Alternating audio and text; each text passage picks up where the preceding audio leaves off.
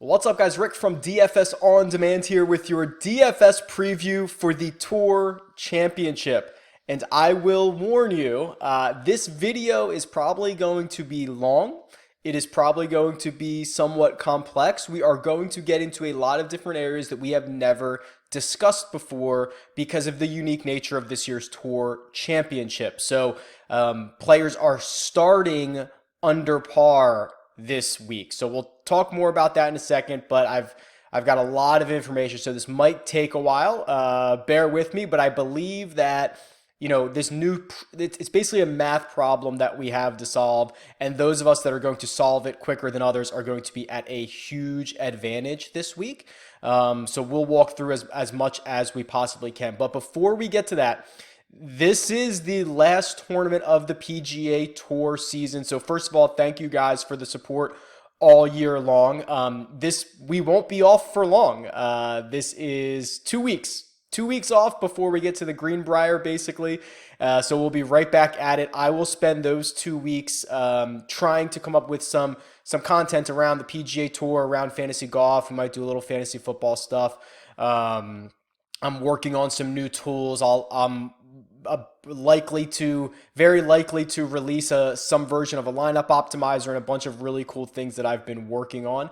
If you are a member of DFS On Demand, I will be asking you through the Slack channel to test these new tools so that we can get them ready for next season. So it's a short off season. I'll be working hard to get everything going, and just wanted to take a minute to thank you guys and say I appreciate the support.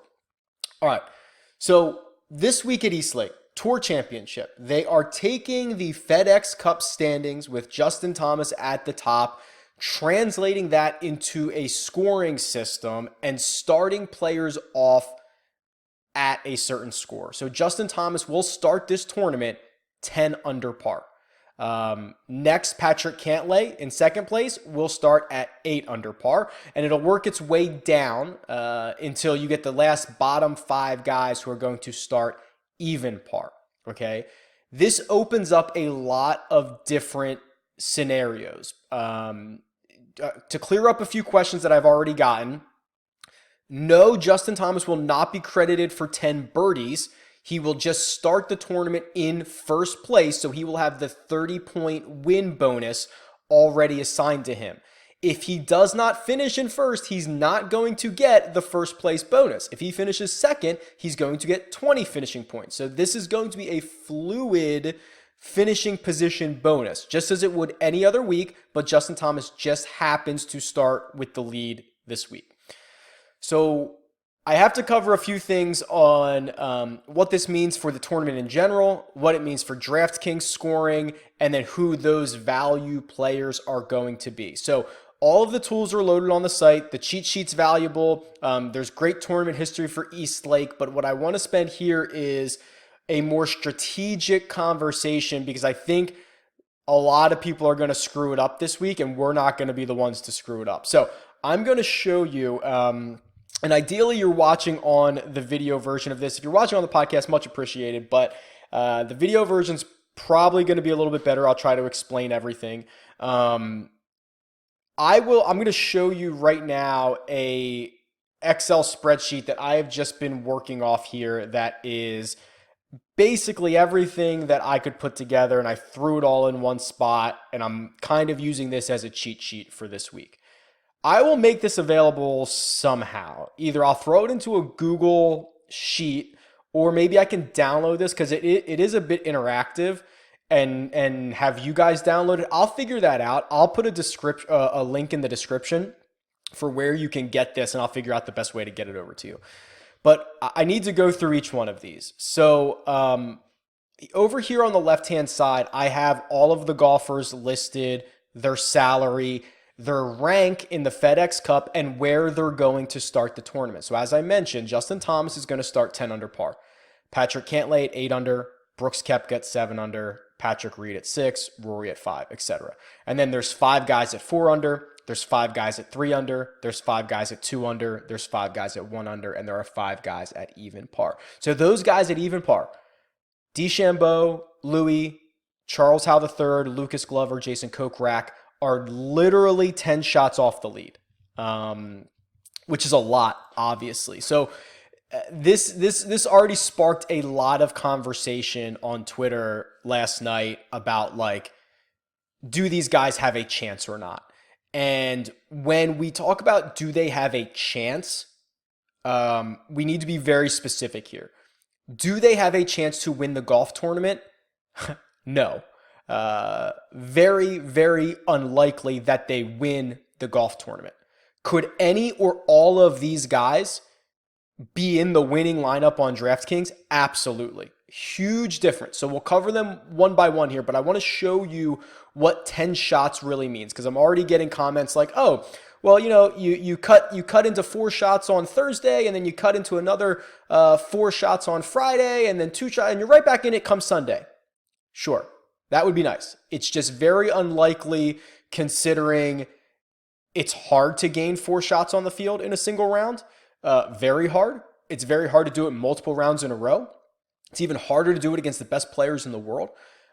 So yes, it's possible. It is extremely improbable. So let me kind of show you where I'm going with this and how I have kind of calculated this. So this is for winning the golf tournament, okay? Completely different for DraftKings. Let me just hide some of these columns here so we can look at this. So here's where I'm looking. So I have every player with their rank here, and then what I've done is I have taken every golfer's strokes gained total numbers for the year, and I've taken their average strokes gained and took their standard deviation, and this is simply a normal distribution. This is a bell curve. This is what you're remembering from, like, I don't know, high school math or whenever you learn that, right? Where we're trying to see, you know, using mean and standard deviation, the range of outcomes for a specific golfer and how likely it would be for them to potentially get to the winning score or potentially win the golf tournament. So I have every golfer here and what their mean, their standard deviation is, and then I have basically, using those numbers, assigned them like if they have a good week and a really bad week and everywhere in between. So here to look at Justin Thomas. Justin Thomas on average gains 6.3 strokes on the field. Any tournament of the year, 6.3. If he has a really good week, like his one standard deviation to the positive, he might gain 12 strokes on the field. If he has a bad week, he goes down to about half a stroke. So I did that. That's what that low and high are. That's one standard deviation away from the golfer's mean. Okay, it's basically like their floor and their ceiling. Then what I did is I went another standard deviation in both directions, and I did a super low and a super high outcome. So like if Justin Thomas has the worst tournament of his career, he's going to lose 5.5 strokes basically on the field. If he has the best, he's going to gain 17.8. Okay. So almost every outcome for Justin Thomas and every other player in the field is within those ranges. So I've broken it down. This is your standard distribution, right? So 13.5% of outcomes are going to be from that second standard deviation to the first standard deviation. So the way this reads is 13.5% of the time, Justin Thomas is going to score between negative 5.5 strokes gained to a positive half stroke gain. That's going to happen only 13% of the time. 34% of the time, he's going to fall somewhere between a half a stroke gained and 6.5 strokes gained. Another 34% of the time, he's going to fall between 6.3 and 12 gains. So that right there. So that half a stroke to 12 strokes gained is going to happen 68% of the time.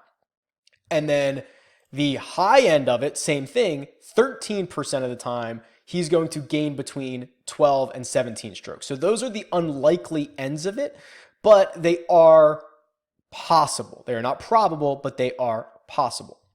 So what I've done here is I've taken every golfer's average strokes gained and baked in their starting point and basically said if every single golfer goes out and shoots their average, here is where they'll end up. And of course, Justin Thomas is still winning. He gains enough strokes. He has a 2-shot lead. His final score in theory, right, would be 16 under par, 16.3. Patrick Cantlay actually does make up ground on him because Patrick Cantlay's average for a tournament is better. It's about 7.6 strokes gained. So he cuts into the lead, but not enough to get to 10 under.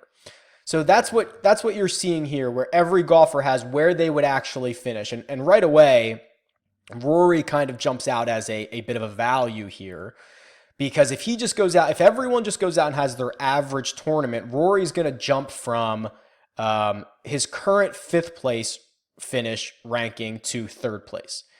Webb Simpson as well would jump from, what is this? It's 1, 2, 3, 4, 5, 6, 7, 8, 9th to 5th.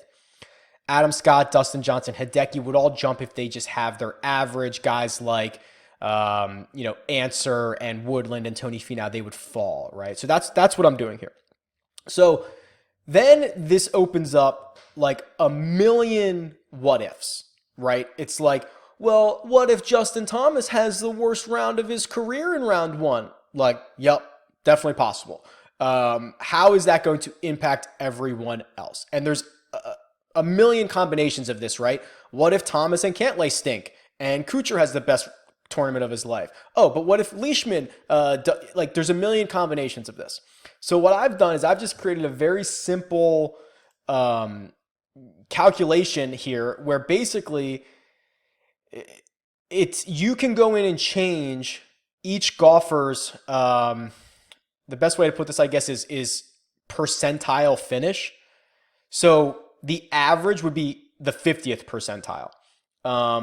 For someone like Jason Kokrak, who's in last place, he can't win this golf tournament with a 50 percentile performance. He can't shoot his average and get anywhere close to winning this golf tournament. Assuming, here's the big part, assuming everyone else plays to their average. Okay, so I'll show you an example here. So here's Jason Kokrak at a 50th percentile, his average. I would have him finishing basically 24th. Okay, if he has a 90 percentile, he has the one of the best tournaments of his career. In fact, it would be 10.8 strokes gained over the course of this tournament, which is very unlikely. It's probably going to happen, I guess, basically a single-digit percentage of the time, right? Where this is a 90th percentile performance for him. This is like as good as it absolutely gets. He still finishes in 5th place if everyone else plays to their average. Okay, so that's what you're seeing here. So I can adjust this to 95%, and Kokrak can get up to 4th place if everyone else plays to their averages. That's where I'm going with this, when it's just like, yes, of course it's possible one of these guys wins the golf tournament. One of these guys down at the bottom. The guys who are starting at even or 1 under or whatever. But you are going to need a combination of that golfer to have a outlier performance for themselves, to have like probably the best tournament of their career, and then no one else really do much, right? Or everyone else just play to their average. If Kokrak goes out and has his 99th percentile finish, which would be remarkable, insane, almost impossible, right? On any given week. And Justin Thomas just plays like to his 60th percentile, just like a little better than average. Kokrak's still going to lose this thing, right? So it's like, that's why it's so hard for these guys to do this. When you cook in how many guys are in the field, how they normally play, and the combination of things that would have to happen for one of them to jump 20 some odd golfers who are also playing. You would need, historically bad rounds from some of these other guys. So like I can't even basically get Kokrak.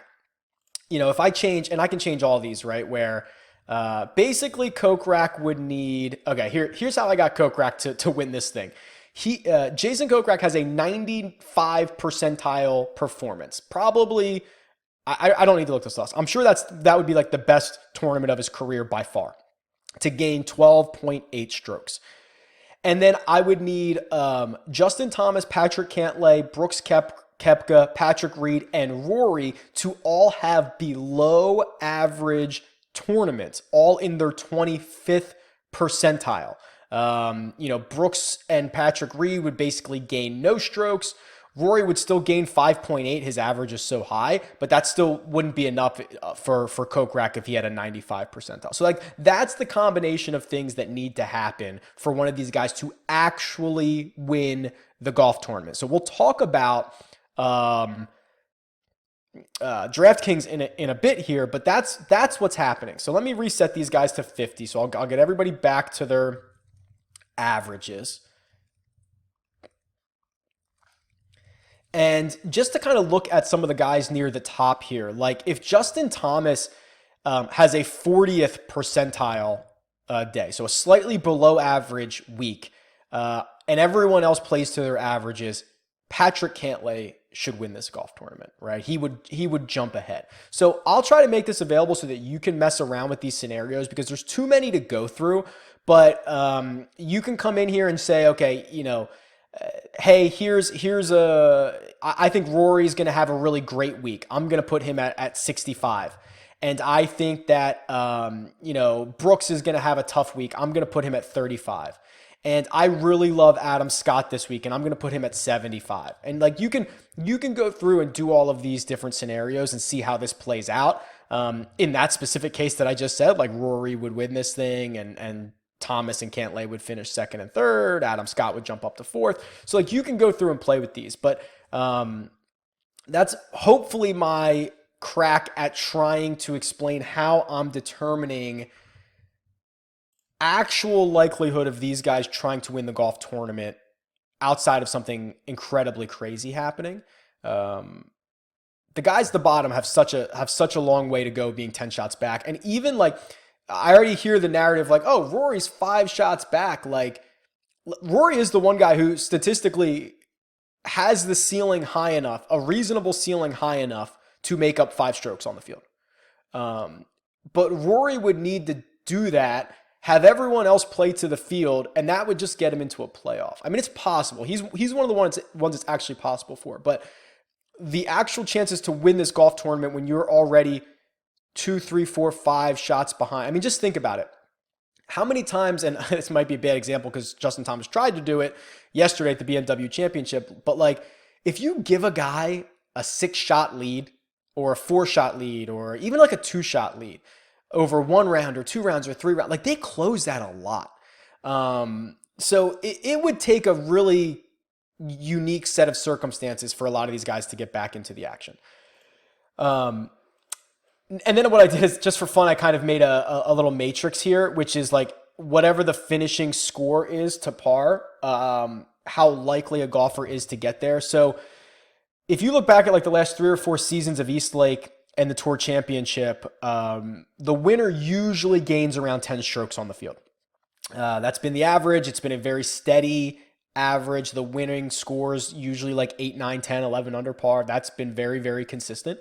So 10 strokes total, if everyone starts it even, would win you the golf tournament. So what I did is I took basically that thought process and said, okay, here's a set of winning scores. What are the chances that golfer can get there? So I started at 22 under and worked my way back to 10 under. So like if the winning score is 10 under, like you can see, whoever this is, I just clicked 25%. Ricky Fowler has a 25% chance to get to 10 under par because he starts at 2 under.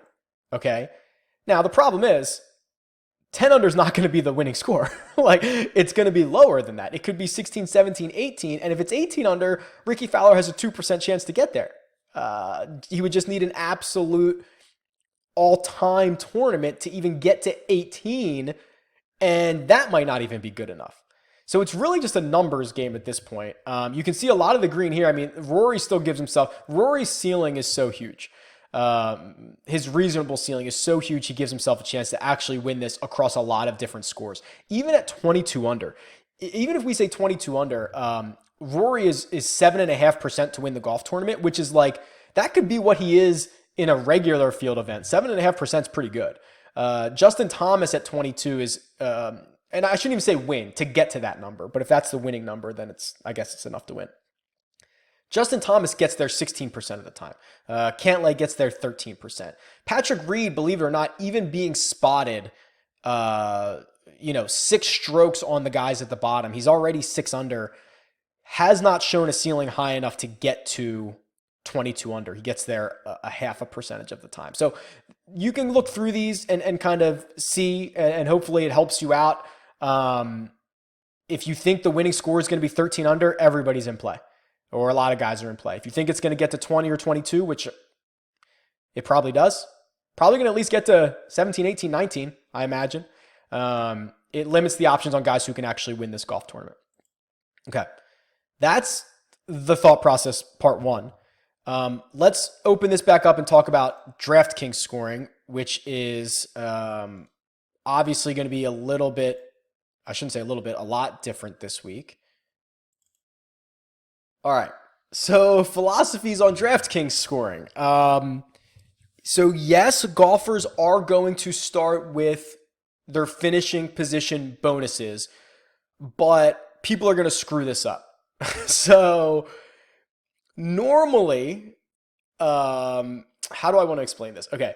So if a golfer wins a golf tournament and gets that 30-point bonus, it is because they've earned it with a series of birdies and eagles and pars and little bogeys, right? They've earned the 30-point bonus.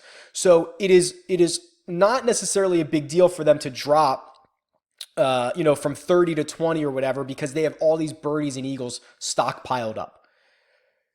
That is not going to be the case here. So Justin Thomas will start with that 30-point bonus assigned to him, but he does not have the requisite birdies that got him to achieve that score. He doesn't have 10 birdies already in his scoring system, right? So what's going to happen is, when this golf tournament actually starts and these guys start playing, you're going to see guys below Justin Thomas, even if they're 5, 6, 7 shots behind him, could be outscoring him just based on the raw scoring hole by hole. And the fact that everyone, now there's only 30 players in the field, that everyone is going to get some type of finishing bonus. Even the guy who finishes in last is going to get 3 points, right? I don't think the finishing bonus is going to be nearly as critical this week, because it doesn't come along with those built-in levels of success. Like Justin Thomas, I guess in theory, could finish as like, let me think about this. So if him and Cantlay kind of drop a little bit, or just stay where they are, and other guys outscore him on DraftKings scoring, he could still get the finishing bonus of 30, but other guys could have, that's to make up 12 finishing points. That's 4 birdies. Someone could definitely make 4 more birdies than Justin Thomas this week, even if Thomas ends up finishing in first. So here's what I've done here on this sheet. And I'm sure, and also, by the way, like, if anybody has any issues with all of this, please let's hammer this out and let's talk about it, because like I mentioned, this is a math problem that we are all trying to solve very, very quickly. And there are a million variables that we're not even going to talk about. Guys who are in last place who are now going to fire darts at every pin because they have nothing to lose. Like, we're not even going to talk about all that, right? There's a million variables. So if you have an issue, question, concern, let's hash this out. I think it's a really good thought process. And, one of us who solves it the best, I think, is going to find the most success. So here's what I've done in terms of DraftKings scoring on this sheet. First of all, can we just talk about how incredible it is to see a guy who's $15,500, Justin Thomas, $15,500, and there are guys who cost $5,200, $5,000. Like, this is awesome. I love everything about this. So, here we go. I have broken this down by not only salary, but I broke it down by DraftKings hole by hole scoring and how many points on average a golfer scores just based on birdies, eagles, pars, bogeys, etc., right? Like I'm disregarding their finishing position because it's going to be 4 rounds of a clean slate of just DraftKings scoring hole by hole. So when you look at it like that, this is where a lot of value starts to open up.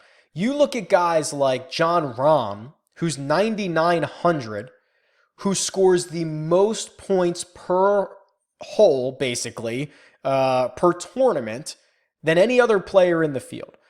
10 more on average than Justin Thomas, and he's only starting 18 points behind on the bonus as Justin Thomas. So if Rahm goes out and makes, 3 or 4 more birdies, if he passes a couple guys, whatever, that finishing position bonus is going to diminish for Justin Thomas and Rahm becomes more valuable. Rory is also here. Webb Simpson appears to be a very good value.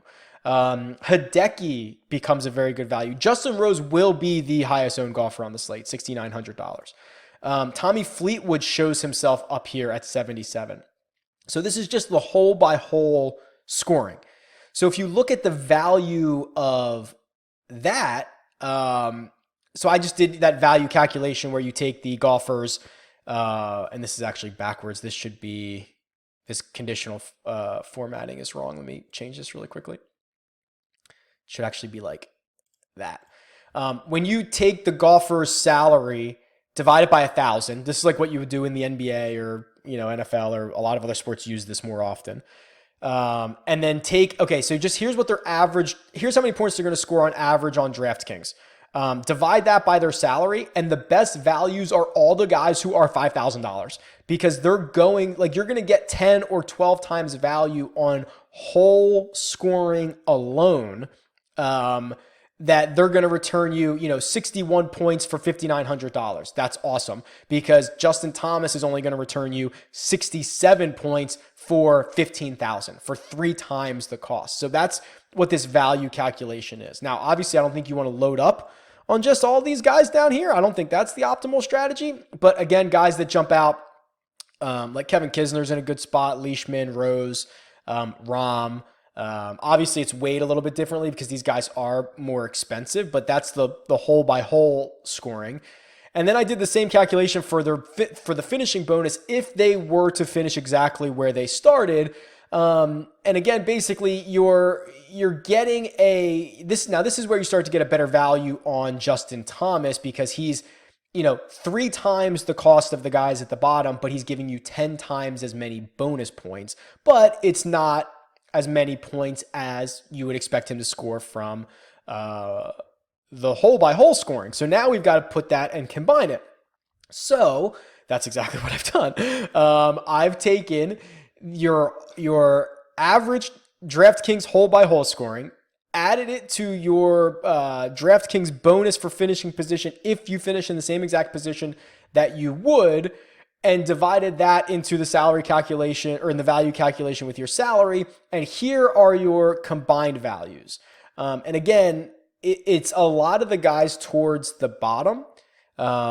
It's, all the guys under 6K are getting you like 10, 11, 12, 13 times value, but they only cost $5,000, right? So that's kind of the thought process. Rahm continues to show himself as a value.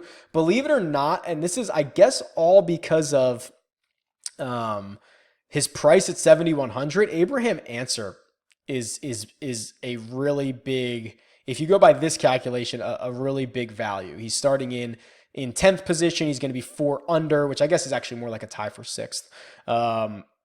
And scores enough on holes and would get a big enough bonus that he becomes a really good value at only $7,100. Justin Rose shows up here too. So like that's what's happening. We're going to have to try to find this combination of hole by hole scoring probably being more critical than the actual finishing position bonus, especially because that finishing position bonus does not come with the usual scoring to get you to that number. So with all that being said, I think you're really flexible to do whatever you want here. I think a stars and scrubs approach is very valid. I think that you really want to target the high upside guys, the guys that can make a lot of birdies, treat it very much like a no cut event.